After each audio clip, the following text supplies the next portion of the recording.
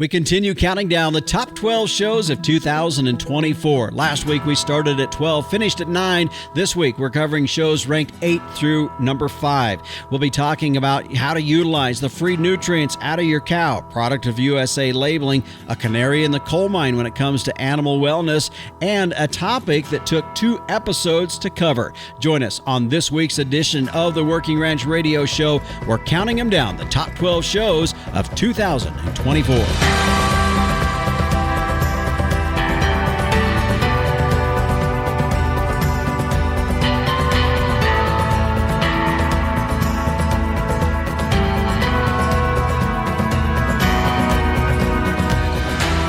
Hi, everyone. This is the Working Ranch Radio Show. I'm Justin Mills. Thank you for tuning in and joining us on our program here today. As you heard there in the opening, we're going to continue to count down and work through into the number 1 show next week. We'll be doing that on next week's episode, but we started last week at number 12. We'll continue to do that, and we'll be getting into that here in just a few moments. But before we do that, I did want to mention, a couple things. First of all, don't forget that if you missed something on the program and you want to go back and listen to it, you can find all of our shows through our podcast site at workingranchradio.com, or you can find it on any podcast provider out there as well, which I will be alluding to that in several cases, because as we go through our top 12 shows, we're just hearing snippets of that. So I'll make sure to let you know what episode that was, when it aired. So if you want to go back and listen to those full episodes, you can do that. Also, be sure to listen through the entire show, as we always have the Captain Tim O'Byrne in for his Tim's 2 cents this week. He will be joining us for that as well. And we'll hear from meteorologist Don Day with a look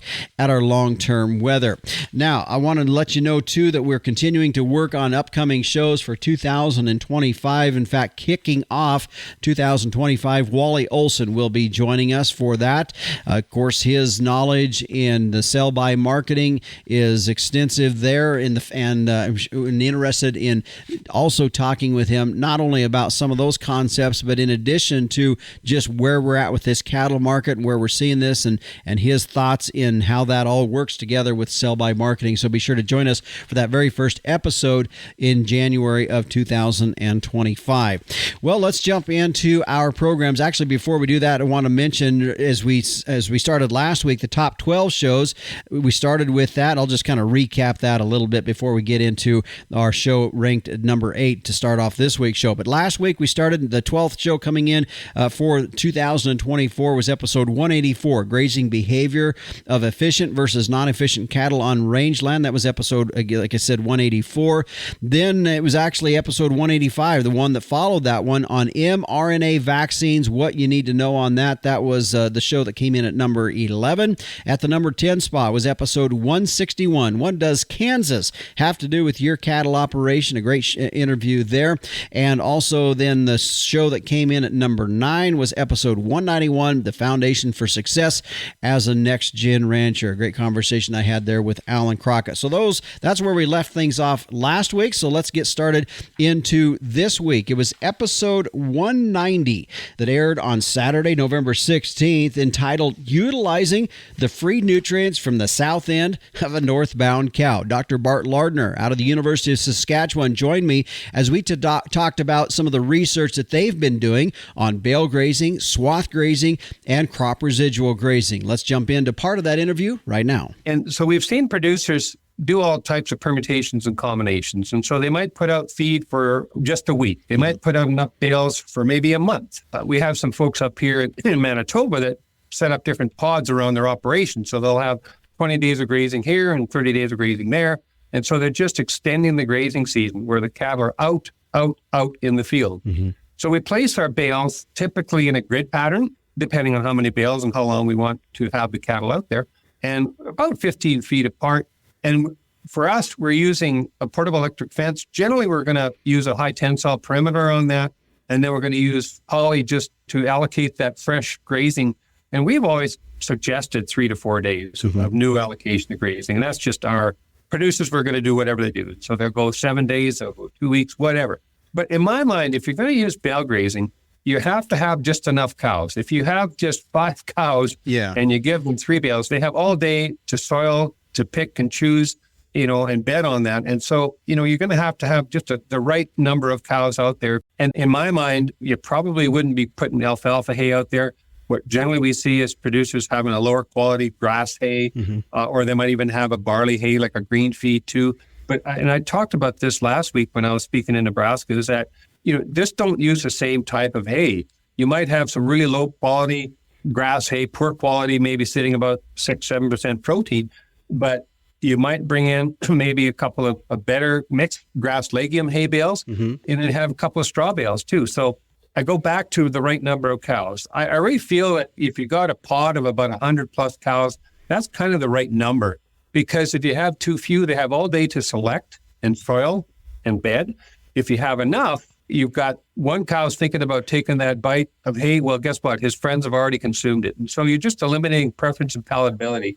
So you're only putting out enough hay for 3 or 4 days at whatever it might be, 30 pounds per head per day, plus or minus 10% residue. So if you have those cows out there and you have that, take away that preference and palatability, we generally see that they're going to utilize the majority of that feed. And the big thing about bale grazing is there's going to be residue, and that's going to be a uncomfortable situation for the producer. But if you strive to maybe just leave 10% or less residue, that's going to be utilized to improve that soil characterization or organic matter in that area that needed that inputs of nutrients. Let's talk real quick about some of the challenges with bale grazing. Yeah, some of the challenges are the producer getting used to putting out the right amount of feed so that you have that residue that you're comfortable with leaving behind, good utilization. The cows have to be used to it. If they're used to hearing the tractor coming, it's going to take a couple of years. We call them naive cows. So, it's not going to be a perfect scenario in that first winter. And, start small. So just have a small pod of your bale grazing setup, and then have your plan B, which might be some of them going back to the dry lot system. But it's going to take a couple of years. But I think eventually they're going to figure it out. The other thing is you give them 3 days of grazing, and you go out there in the morning and they're used to you coming out and they know they're going to get a fresh allocation. Well, guess what? Maybe go back and don't come back out till lunch. Just make them clean up some more, because then the cows are telling you what to do. And so you just want to figure out, how can these cows work for me, get their adequate nutrients, utilize that extensive system, leave their nutrients on that nutrient deficient area, and at the same time, you're saving money. You and I were talking about this before we went on air, the joke, and I don't want any farmers to be offended with this, but I call those the cows that always expect that tractor to fire up every morning. We call them farmer cows, because that's not how we operate, because we're more of an open type system. There's guys that do it, and that's fine. Again, no offense. Hopefully nobody takes offense to that. But as you were talking about, a thought that went to my head is that, do we try that maybe with our younger cattle? Maybe our heifer calves or our bred heifers, that we can start to train early on so that when they're older, they're not expecting that. Well, that's an excellent point. And I'm glad you brought it up, because, in my mind, I want my replacements developed under a system. I'm going to ask them to be a breeding female for the next 10 plus years and give me a cow.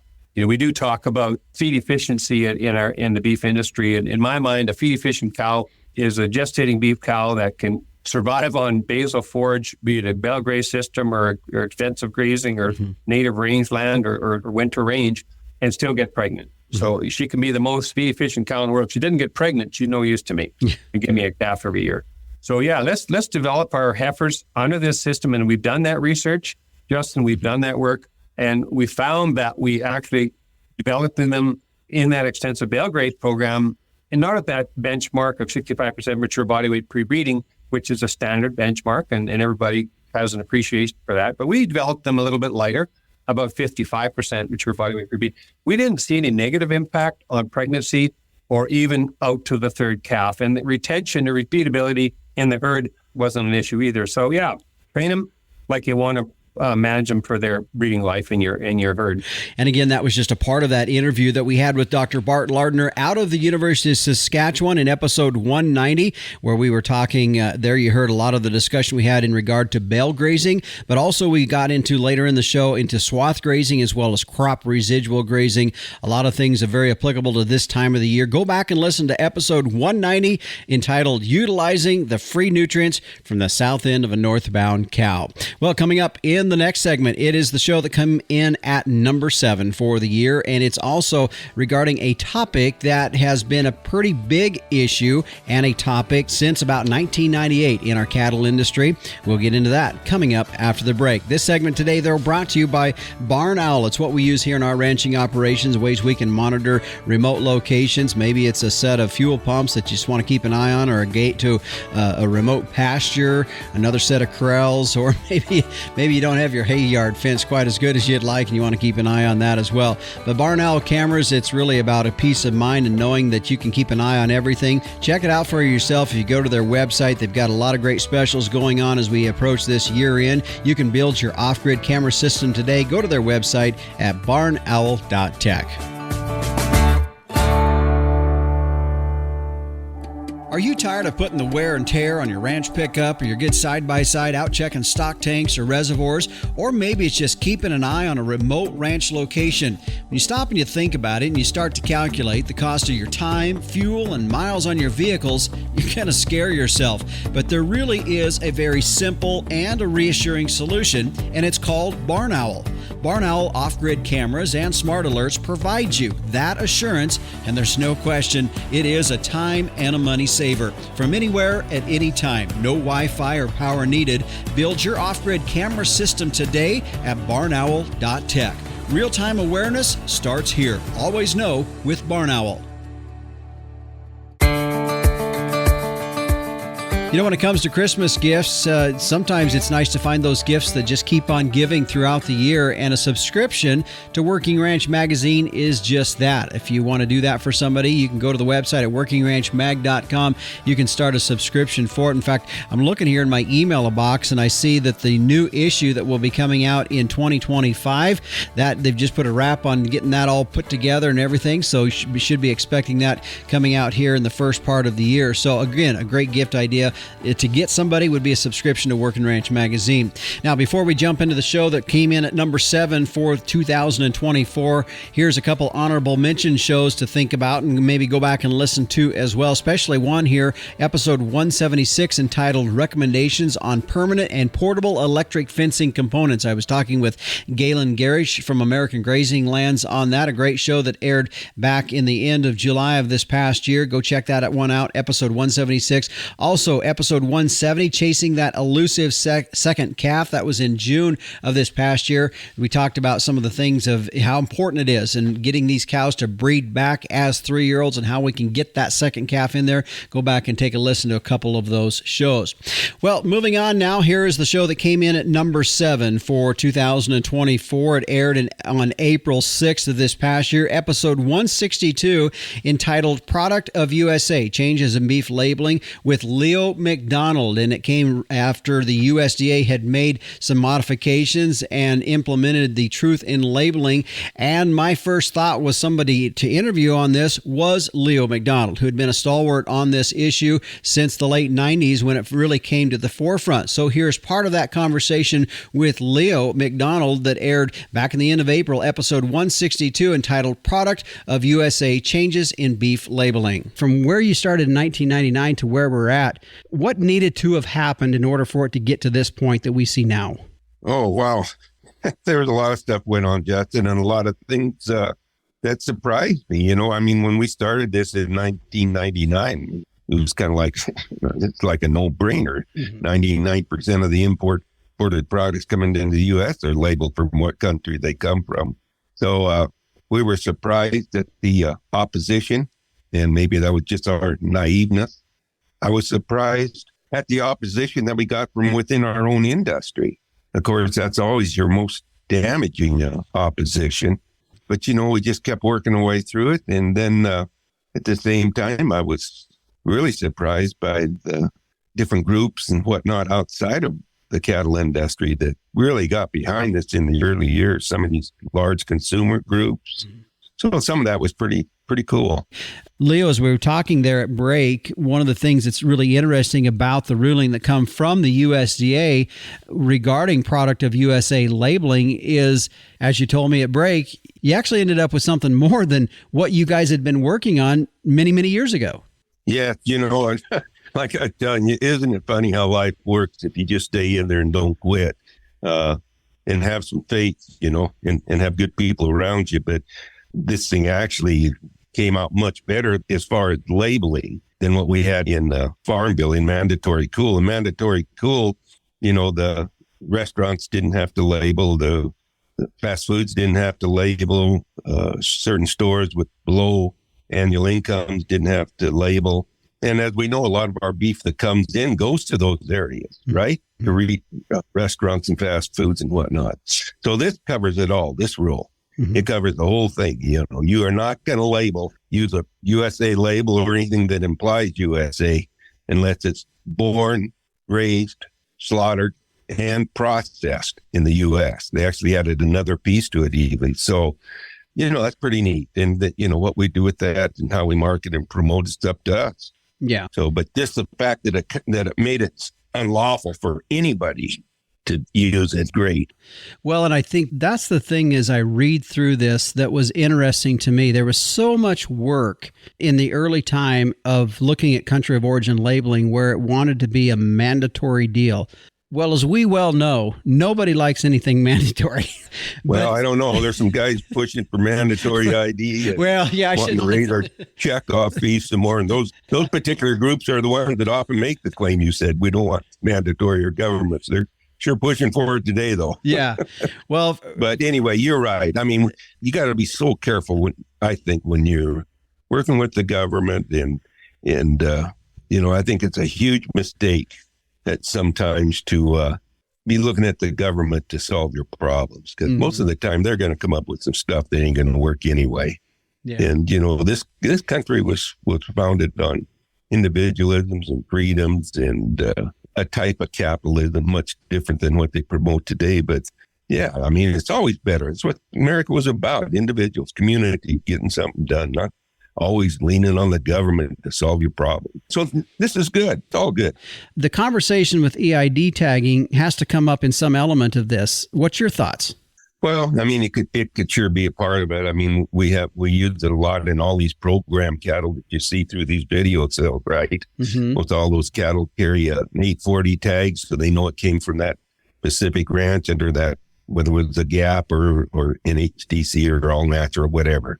And there's a lot of folks using 840. If there's if there's an incentive on the origin side as far as being U.S. born, that we made available to people. But the validation for this to the cattle producer won't probably be simpler than it is for most of these programs that we see people marketing feeders under. So we've been using 840 for I don't know how long, but we use it for management also in the feedlot and on our ranch. And I'm not an advocate of a mandatory program, but the 840 thing definitely would simplify it for a lot of folks if they think they've got premiums there. But so what has to happen between now and 2026 when it's actually implemented?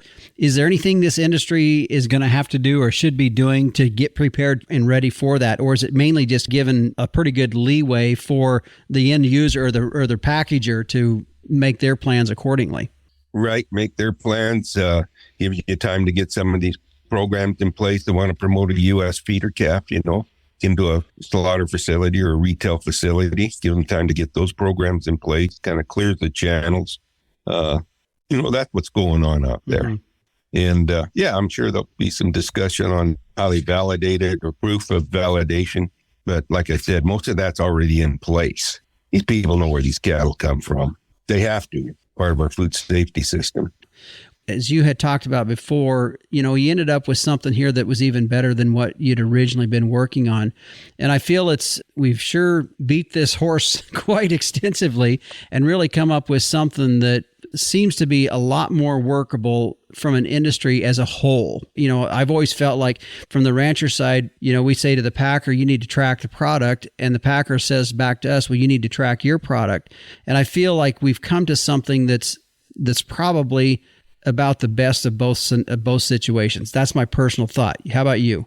Yeah, I agree with you wholeheartedly. I mean, I would probably, you talk about beating this horse a lot. I'd probably say this, and it all came about because our label was being used wrong, right? Mm-hmm. That's why we went after mandatory country of origin labeling. We had packers and retailers claiming stuff that they were selling USA product when they knew it wasn't. We had fast food restaurants doing that. And that's what it was about. Truth in labeling, call it country of origin labeling, whatever. Who in the heck wants to be part of something that misleads consumers? That's the stupidest thing you could do in an industry, is lose your consumers' trust. So, I'm excited about it. It's a tool out there now.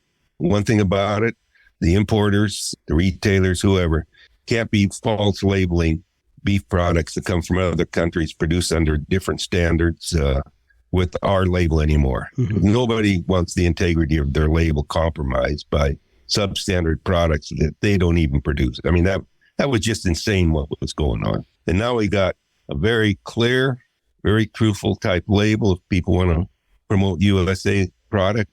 I think we found out here in the last few years that I think we can use the checkoff to promote U.S. product. Mm-hmm. And you imagine how that would pull an industry together if we started using some of our checkoff to promote all of our product here in the U.S. Mm-hmm. I mean, that's something people will get behind if they have a good campaign. And there's so many positive things that can come out of this if people can leave some of their pettiness behind and just go after this thing. I just think we can really do some great things, Justin. And that was just a part of that interview that we had with Leo McDonald back in episode 162, of the title of that being Product of USA, Changes in Beef Labeling, as the USDA had made some modifications and implemented a ruling on the labeling of beef products. A great interview. And the very first part of that we didn't air here today was just the history of where country of origin labeling started at and where we ended up here today. So I encourage you to go back and listen to episode 162, the 7th ranked show for 2024.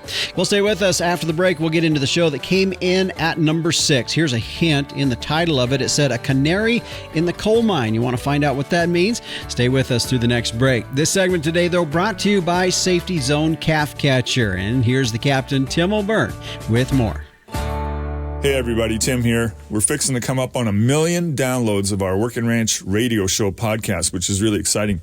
And it got me to thinking about another viral moment that we had back in 2017 when we ran a short Facebook video of the Safety Zone Calf Catchers. And it was so popular, it got 6.8 million views in the first 5 days. I want you folks to check it out, Safety Zone Calf Catchers. It's a great product for all producers. Keep you safe when you're working with baby calves, especially for old timers like me who maybe can't outrun those cows anymore. Check them out, Safety Zone Calf Catchers. Calving season is a favorite time of year, but along with that special time are dangers, extra stress, and increased labor. Safety Zone Calf Catchers are all about safety and making processing new calves easier. Designed for ATVs or UTVs, one person can do the job and never be threatened by the protective mother cow. Make this and every calving season safer and easier with a Safety Zone Calf Catcher. Watch videos and customer testimonials or order yours today at safetyzonecalfcatchers.com or call 877-505-0914. Affordable and made in the USA. Make your upcoming and all future calving seasons safer, easier, and stress-free. Durable and designed to work anywhere you can drive your ATV or UTV. Order online at safetyzonecalfcatchers.com or call 877-505-0914 today.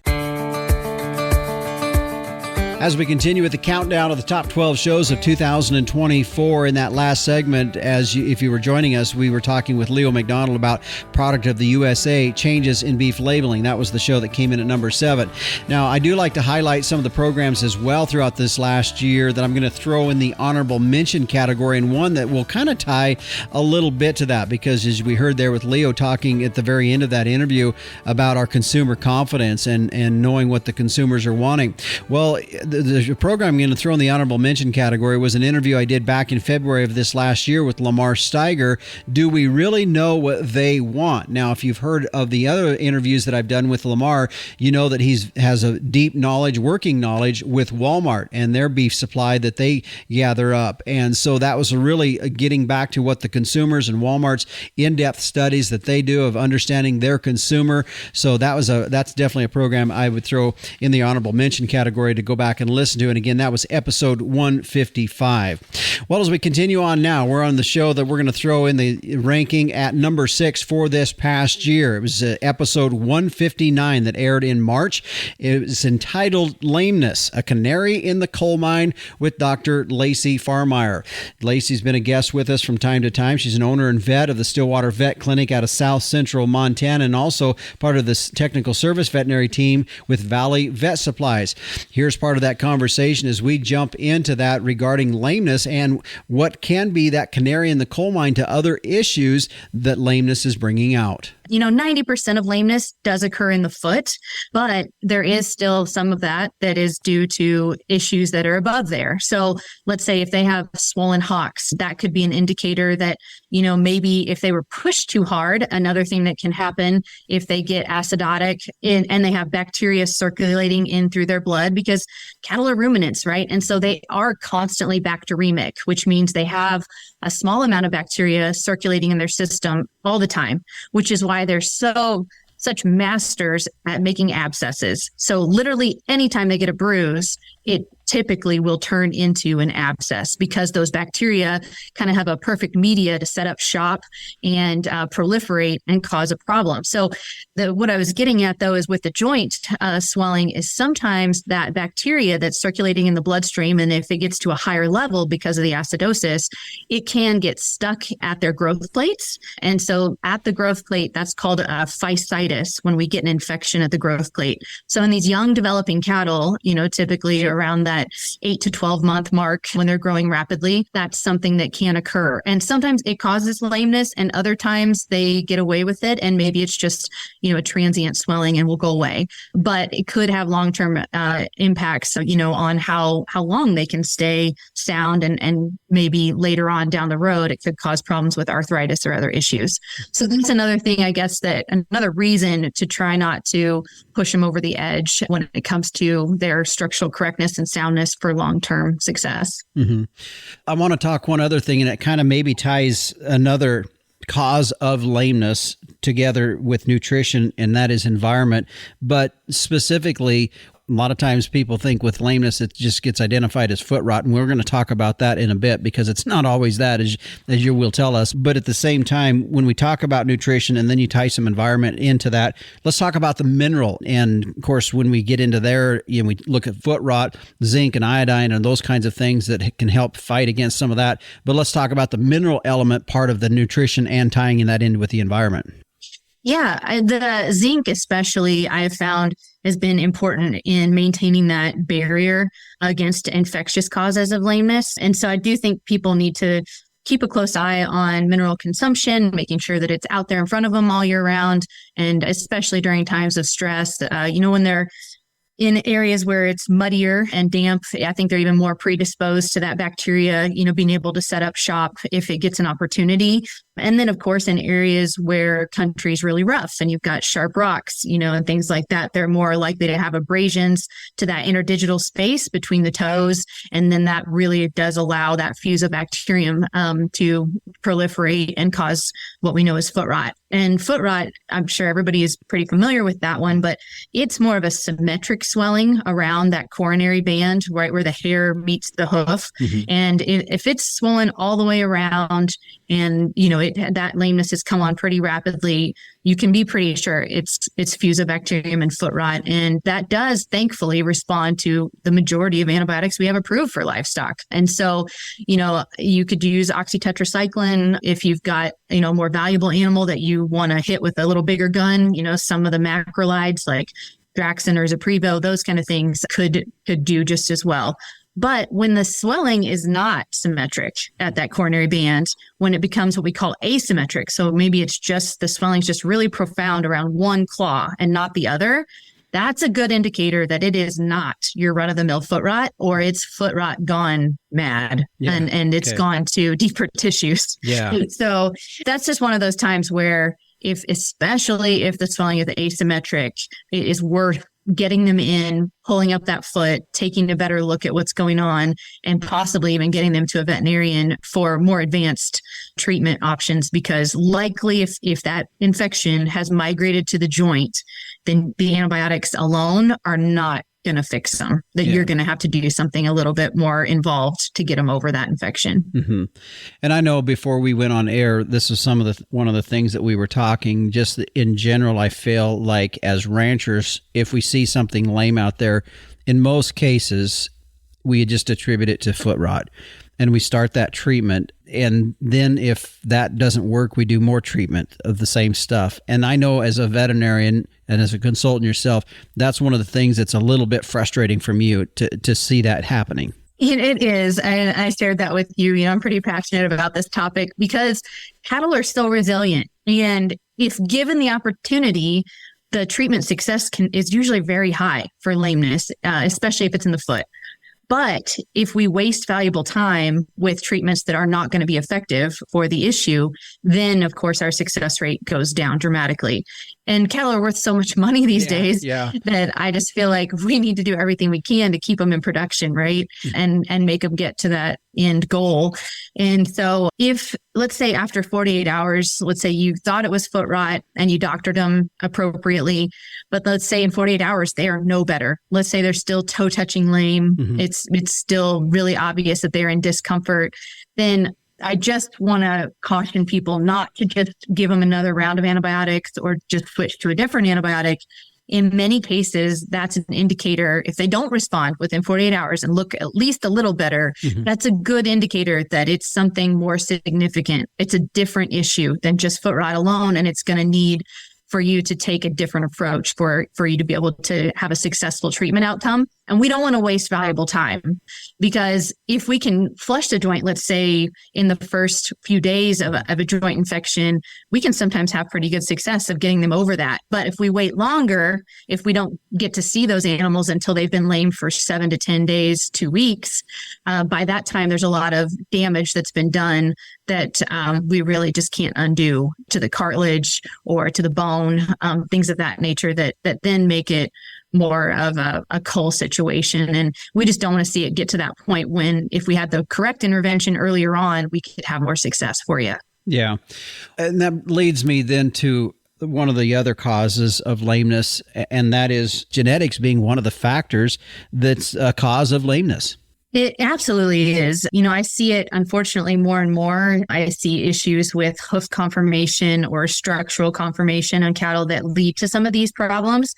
And it's a heritable trait. Like the design of the foot is something we can select for. And there are genetic tools out there for that with some of your different breed associations at this point. The one I'm most familiar with would be the Angus Association's foot structure EPD. They have one for claw set and one for foot angle. And I do think that they've gotten enough phenotypes gathered at this point that I think that those are pretty valuable tools to use and reliable. I think now you can put some trust into those. And I want to encourage those purebred breeders listening to keep submitting those phenotypes, keep contributing to that data pool so that we can make it as accurate as possible and try to get a handle on some of these issues that I think are really preventable, especially the claw set. Mm-hmm. We want to see those toes that are evenly spaced, appropriately spaced, not too wide apart, not too narrow, and of course, pretty symmetric. That scissor claw issue I was talking about, that would be a higher foot score. So that would be like a number 9 is what you would give that. And the ideal type foot score for both claw set and foot angle would be a 5. And that was just a part of that interview that we had with Dr. Lacey Farmeyer on the topic of lameness. Yeah, as what she would indicate as being kind of the canary in the coal mine, that it could be leading to other issues you might want to be concerned about. We continue with that interview talking more about nutrition and environment. Of course, as we were talking there about the genetics as well. So a lot of things to think about, even in things that happen with your baby calves that you can be aware of. Go back and listen to that episode 159. 2009, Lameness, a Canary in the Coal Mine with Dr. Lacey Farmeyer. That was our 6th rated show for 2024. Coming up next, we're going to get to the 5th rated program for 2024. It was actually one topic, but we covered it in 2 episodes. And it's been a topic that a lot of folks have had questions about regarding the dairy industry combined with the beef industry. We'll talk about it after this.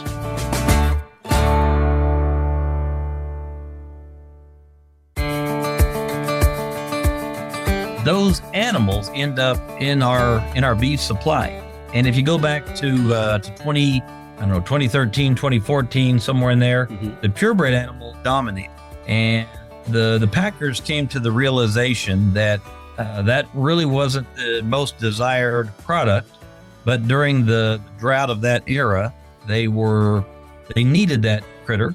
They needed the beef from that animal to meet sheer beef demand that we have both with our domestic consumer and our export partners around the world.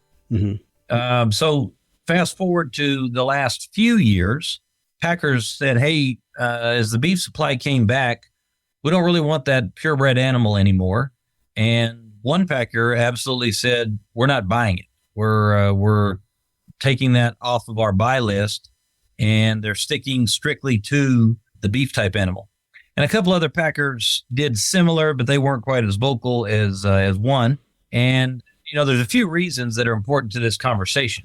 The purebred Holstein steer was, and still is, too tall for many of our facilities. And one of the issues that really kind of said, this is a big issue that we don't want to deal with anymore, were the liver abscesses.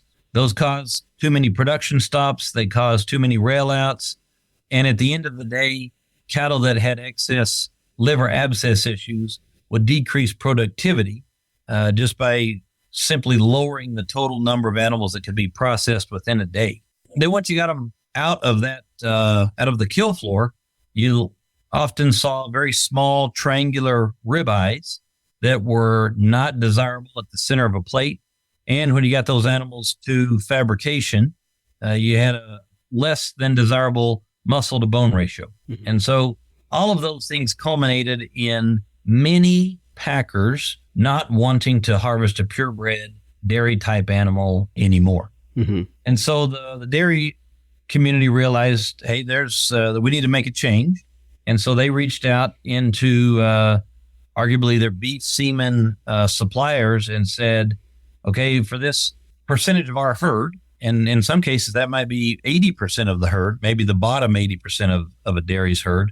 They decided they're going to move to beef semen. And we've seen arguably everything in the book, from a fantastic animal when you mix a great beef sire with a dairy animal to something that might actually be worse than the purebred dairy animal, and everything in between. In evaluating these cattle over about the last 5 years. Dr. Lawrence, you did a good job in the last segment of kind of teeing up really what brought about what we're seeing in our industry today of more beef dairy cross cattle being in the market that we're seeing. You've teed that up. Now let's talk about that element of it, and let's break it down to, we got to know that one of the reasons that they did that was there were some really good attributes that they could do by just doing a crossbred. Let's talk about what some of those things are. Absolutely. So I'm going to begin this segment with something that the dairy industry does extremely well in general, and that is tracking the identity of an animal.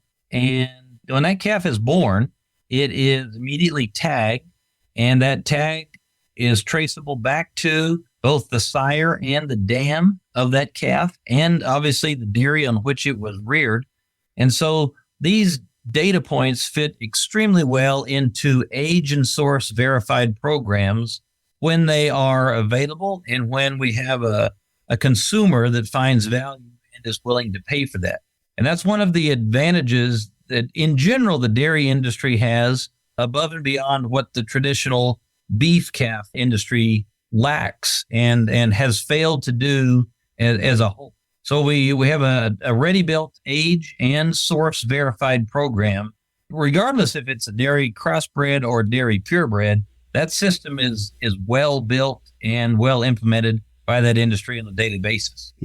Now, moving into the crossbred in and of itself, one of the keys is most of these cattle, with few exceptions, come out with a black hair coat color. And so that's obviously, in most cases, coming from Angus genetics of some sort, whether that was an Angus Holstein cross or whether it was, let's say, a black limousine from an Angus upgrade many, many generations ago. So we're getting a black hair coat color in either case, and that allows for an Angus stamp. Now, let's not confuse that with certified Angus beef, which I'll get to later, but simply the black hair coat color allows that Angus stamp on things that people might not think about every day. I'm going to kind of move into the plant now. One of the things that we see less of with the crosses are the size-related bruising issues that we saw with the purebred, particularly the purebred Holstein. So these cattle, in general, are shorter, and the shorter animal is one that has less loin bruises as we bring them, from the feedlot to the processing facility. Another thing that we often see on that animal is a native hide. Dairy cattle, in general, again, regardless if it's a purebred or a crossbred, are branded much less than a traditional ranch type calf. And so we see a greater frequency of native hides that do not carry a brand, and that's improved beef industry value, even though that brand may or may not have direct value to an individual producer.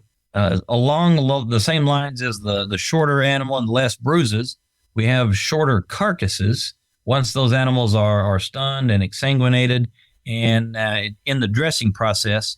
And so they're easier in general to process because they don't have the full length and height issues that we've seen with the purebred animal. One of the big improvements, though, is in dress yield and in muscle conformation. So we see that the crossbred animal is somewhere maybe halfway or better between the dress yield of a dairy animal and the dress yield of a beef animal. And I've seen individual instances in which the crossbred animals were par with the beef type animal in dress yield. That's probably not the rule, rather it would be the exception. But there's definitely an improvement in the crossbred animal having a much better dress yield than its dairy purebred origin. Yeah. I'm guessing, Dr. Lawrence, too, feed efficiency is probably a little better, too, in terms of getting it turned around quicker, rather than I'd heard before, dairy animals are considered extended stay animals in a feedlot. We've shortened that up a little bit by that cross. We have. And so that's a double-edged sword. Yeah. And it depends on who you are and where you are in that section of the industry. Okay. So if you're, let's say you're a custom cattle feeder and you're selling hotel space and feed every day, you probably don't care. Yeah, you like it. Yeah. Yeah. You want them to be there and you want to rent the room and sell the feed every day. If you're the owner of the animal and you're the one paying the feed bill, well, the math switches a little bit to the other side. But in general, a purebred Holstein would have probably been on feed a year. And so, you're there you're going to have a birthday in that feed yard. And the crossbred animal, I know of instances where people are taking off for sure a month, getting down to 330 or so days. And I know of other instances where people are taking off 2 months. So they're getting in and out in 300 days. But you're exactly right. The extent of the stay has diminished because of improved growth performance, literally better average daily gain. And they're also more efficient. They have lower maintenance energy costs than that purebred animal would have had. And they're going to put on muscle, fat, bone at a better rate and a more efficient every day than the purebred. And that was just a part of that interview that we did with Dr. Ty Lawrence of West Texas A&M University, talking on this subject of beef on dairy. A lot of questions out there. People are wondering about that and what that would mean to the market, the industry as a whole.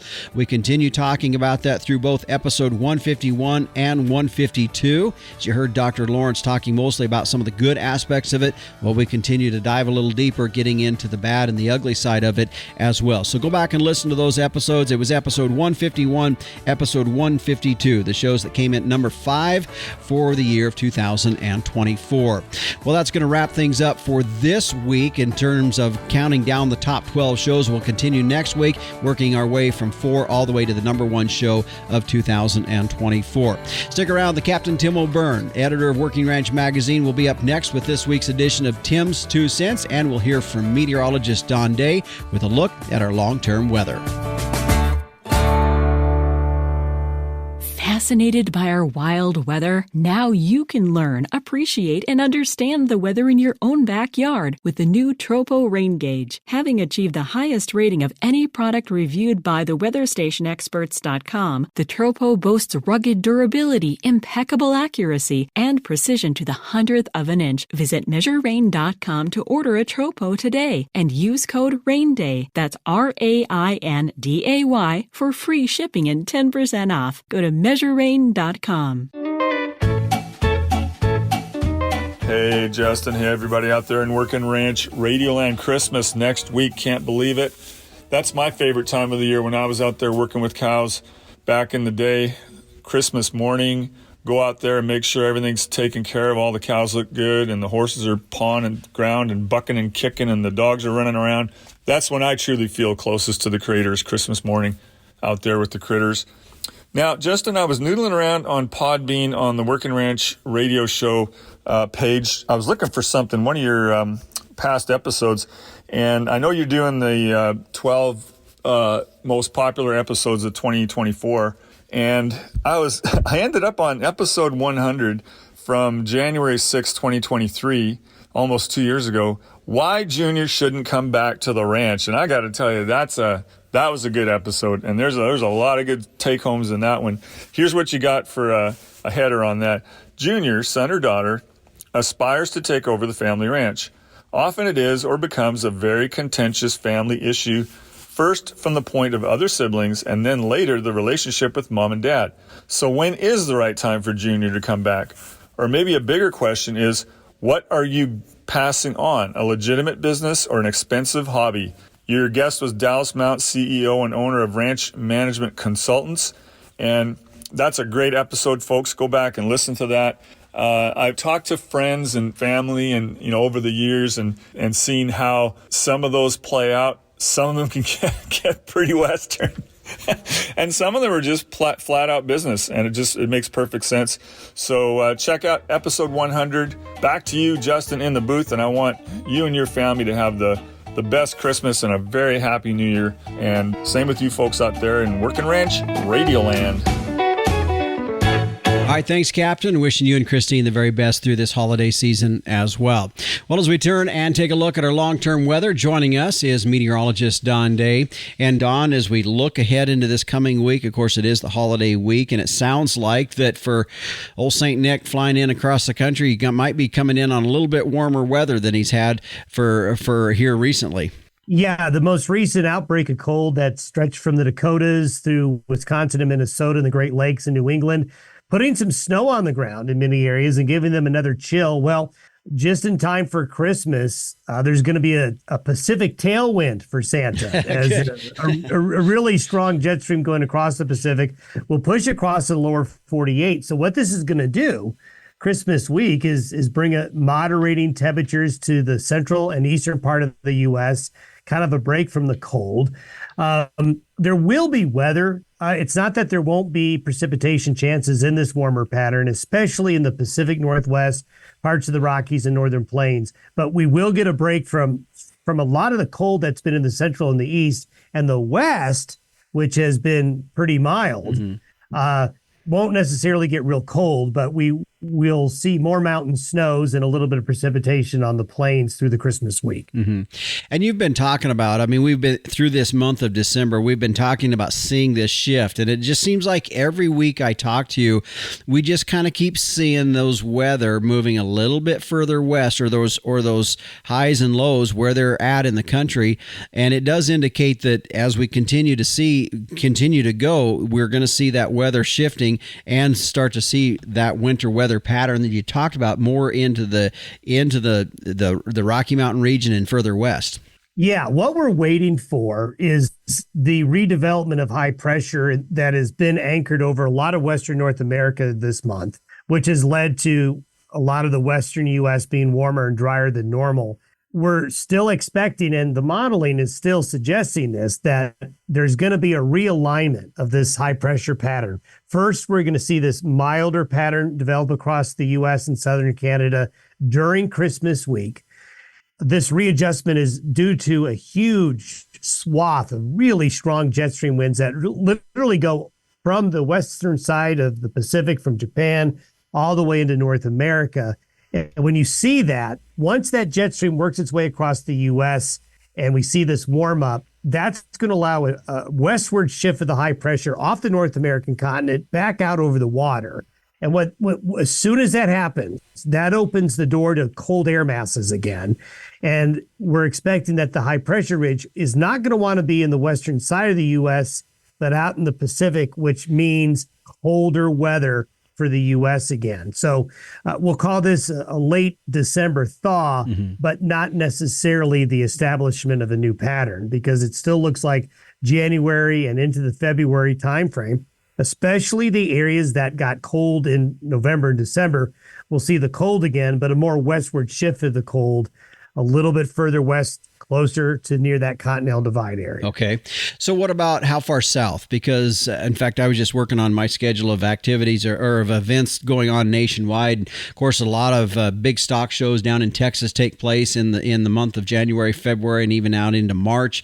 So what does the southern area look like for the country here in the coming weeks? Well, for the desert Southwest, let's go from the desert Southwest and we'll head out into the southern plains. They have been, like a lot of the other western half of the U.S., milder and drier in most of November and December. That is likely going to continue a little bit after the first of the year, especially for the Four Corners region, the southwestern United States. As we mature January, get closer to the middle of the month, and then as we get on into the early part of February, I do see weather makers going back through that part of the country again, but I think it's probably going to be towards the middle of the month. And that would include getting into central and western Texas, getting back into some wintry weather again. So I think what we'll find is that the first 3 months of the year, the new year coming on up, are going to be markedly different than what we saw during the last 3 months of the year. Yeah. Well, we know it's coming. At some point, we're going to have winter. I know when I say that, probably the folks there that are kind of more in the northeastern part of the country saying, what do you mean have winter? We've been having winters for the last 2 months. That's right. but for some other folks, it's been a bit fairly open. So I know it's been coming. So we'll continue to watch that as we go. Don, thanks for joining us. Have a good Christmas. You too. Merry Christmas. And again, that is meteorologist Don Day with a look at our long-term weather. You can tune in each and every morning to his daily video podcast. If you go to his website at dayweather.com, you can not only find a link to his podcast YouTube channel, but also there are miscellaneous weather instruments, things like that. Maybe you're interested in investing in one of those. You can take a look at what he's got on his website as well.